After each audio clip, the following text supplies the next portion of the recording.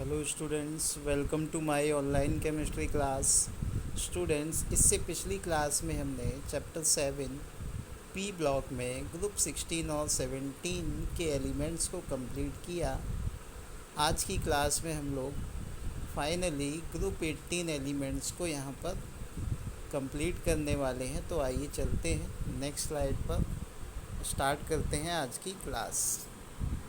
So guys, group 18 elements की बात की जाए तो ये जितने भी आपके नोबल गैस, जिसमें आपका helium, neon, argon, krypton, xenon and radon, ये सारी जो गैसेस होती हैं, नोबल गैसेस जिनकी वैलेंस शेल कम्प्लीटली फिल्ड होती है। चाहे आप हीलियम का लें तो हीलियम की वैलेंस शेल कम्प्लीटली फिल्ड होती है।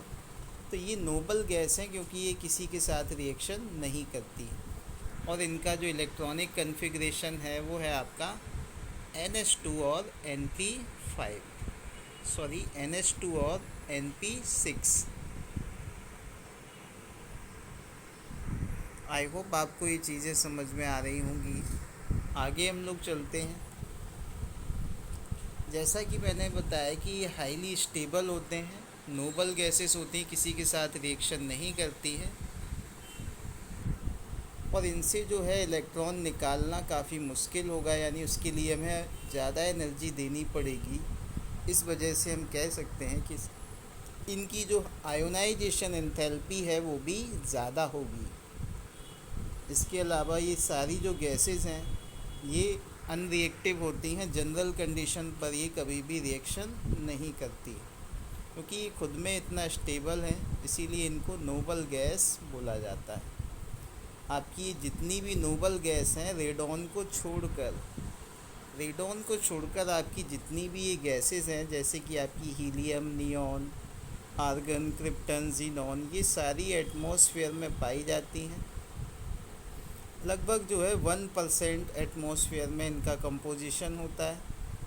आगे हम लोग चलते हैं नेक्स्ट स्लाइड पर, इनकी कुछ और प्रॉपर्टी के बारे में जानते हैं।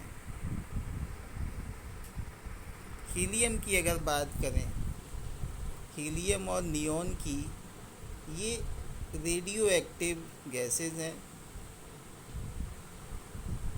इनकी जो एबंडेंस है, यानी कि ये जो पाए जाते हैं, ये आपके पाए जाते हैं। हीलियम जो है आपकी नेचुरल गैस में पाई जाती है। नेचुरल गैस जैसे हमारी CNG है, इस तरीके की जो नेचुरल गैसेस होती हैं उनमें ये पाई जाती है। और रेडॉन और जीनॉन की बात की जाए तो ये जो है जनरली नहीं पाए जाते। ये ऐसे एलिमेंट हैं जो बहुत रेयर मात्रा में पाए जाते हैं। दूसरी बात, they have very low melting and boiling point, क्योंकि गैसेस हैं तो इनका मेल्टिंग और बॉइलिंग पॉइंट काफ़ी कम होता है। आगे की अगर बात की जाए, helium has the lowest boiling point. Helium क्योंकि इसका एटॉमिक नंबर भी कम है और गैसेस भी है, तो इसका बॉइलिंग पॉइंट काफ़ी कम होता है। 4.2 केल्विन पर जो है ये बॉयल हो जाती है। आई होप ये चीज़ें आपको समझ में आ रही होंगी। हीलियम जो है लेबोरेटरी में इसका यूज़ किया जाता है, रबर, ग्लास और प्लास्टिक्स में इसका यूज़ किया जाता है। आई होप ये चीज़ें आपको समझ में आ रही होंगी। अब हम चलते हैं नेक्स्ट स्लाइड पर, वहाँ पर देखेंगे कुछ और प्रॉपर्टीज़ के बारे। सो गाइस, जीनॉन गैस की अगर बात की जाए तो it has lower ionisation enthalpy. Xenon gas की आयोनाइजेशन एंथैल्पी काफ़ी कम होती है क्योंकि इसका साइज बड़ा होता है। साइज बड़ा होगा तो वहाँ से इलेक्ट्रॉन निकालना आसान हो जाएगा, क्योंकि न्यूक्लियस की जो अट्रैक्टिंग फोर्स है, जब बड़ा साइज होगा तो न्यूक्लियस की अट्रैक्टिंग फोर्स वहाँ पर कम एक्ट करेगी, जिसकी वजह से आयोनाइजेशन एंथैल्पी भी कम हो जाती है। इसके अलावा जीनॉन की बात की जाए तो जीनॉन जो है केवल ऑक्सीजन के साथ रिएक्शन कर सकता है। और ऐसे तो मैंने आपको बताया था कि ये जो नोबल गैसेस हैं किसी के साथ रिएक्शन नहीं करती हैं, लेकिन एक स्पेशल कंडीशन में जीनॉन, क्योंकि इसका साइज बड़ा है, आयोनाइजेशन एंथैल्पी इसकी कम है, यानी इलेक्ट्रॉन को निकालने के लिए हमें ज़्यादा एनर्जी नहीं देनी पड़ती है बाकी गैसेस की कंपैरिजन में। इसलिए ज़ीनॉन जो है रिएक्शन करता है केवल ऑक्सीजन और फ्लोरीन। ऐसा क्यों होता है? क्योंकि ऑक्सीजन और फ्लोरीन आप जानते हैं ये हाईली इलेक्ट्रोनेगेटिव एलिमेंट्स होते हैं, केवल इन्हीं के साथ ये रिएक्शन कर पाता है। आगे की अगर बात की जाए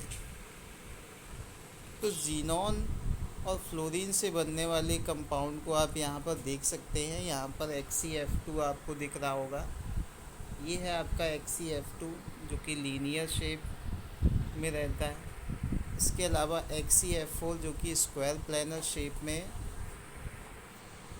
पाया जाता है। आगे अगर हम लोग बात करें XeF6 के बारे में, XeOF4, XeO3, ये जो है आपके सारे ज़ीनॉन और ऑक्सीजन तथा फ्लोरीन से मिलकर बनने वाले कंपाउंड हैं, जिनको हमने यहाँ पर उनके स्ट्रक्चर के बारे में जाना। आई होप आपको यहाँ तक ये सारी चीज़ें समझ में आई होंगी। अब हम बात करेंगे ग्रुप 18 के एलिमेंट्स के यूजेस के बारे में नेक्स्ट स्लाइड में। तो जानते हैं इनके यूजेस क्या होंगे। हीलियम इज़ नॉन इन्फ्लेमेबल, यानी कि ये आग नहीं पकड़ती है, काफ़ी हल्की गैस होती है। It is used in filling balloons, गुब्बारे जो होते हैं गैस वाले, उनमें हवा भरने के लिए हीलियम गैस का यूज़ किया जाता है। इसके अलावा it is used in gas cooled nuclear reactor, nuclear reactor में भी ठंडा करने के लिए इसका यूज़ किया जाता है। इसके अलावा क्रायोजेनिक एजेंट के तौर पर भी इसका इस्तेमाल किया जाता है जब हम लो टेम्परेचर पर कोई रिएक्शन करा रहे होते हैं। इसके अलावा हमें अगर पावरफुल सुपर कंडक्टिंग मैग्नेट कोई बनानी होती है तो वहाँ पर भी हम लोग इसका यूज़ करते हैं। आई होप आपको ये सारी चीज़ें समझ में आ रही होंगी। MRI जो आपने सुना होगा, MRI स्कैन, इसका फुल फॉर्म होता है मैग्नेटिक रेजोनेंस इमेजिंग, उसमें भी इसका यूज़ किया जाता है। आई होप आपको ये सारी चीज़ें समझ में आ रही होंगी। और इनके यूजेस क्या होते हैं, तो neon is used in discharge tube, जो डिस्चार्ज ट्यूब के एक्सपेरिमेंट आपने क्लास 11 में पढ़े थे, फ्लोरेसेंट बल्ब में इनका यूज़ किया जाता है। Argon is used mainly to provide an inert atmosphere, ऐसा एटमॉस्फेयर जब हमें डिज़ाइन करना होता है जहाँ पर कोई भी गैस किसी के साथ रिएक्शन ना करे, वहाँ पर हम लोग आर्गन गैस का यूज़ करते हैं। फॉर एग्ज़ाम्पल आर्क वेल्डिंग जब हमें करनी होती है मेटल और एलॉय की, वहाँ पर हम लोग इस गैस का यूज़ कर सकते हैं। It is also used in laboratory, इसका इस्तेमाल जो है लेबोरेटरी में किया जाता है। Xenon and krypton are used in light bulbs, इसके अलावा ज़ीनॉन और क्रिप्टन गैस जो है आपकी लाइट बल्ब में यूज़ की जाती है। सो गाइस, ये थे ग्रुप 18 एलिमेंट्स के यूजेस। इसी के साथ आपका ग्रुप 18 एलिमेंट्स और साथ ही साथ ये चैप्टर आज की इस क्लास में कंप्लीट हो जाता है।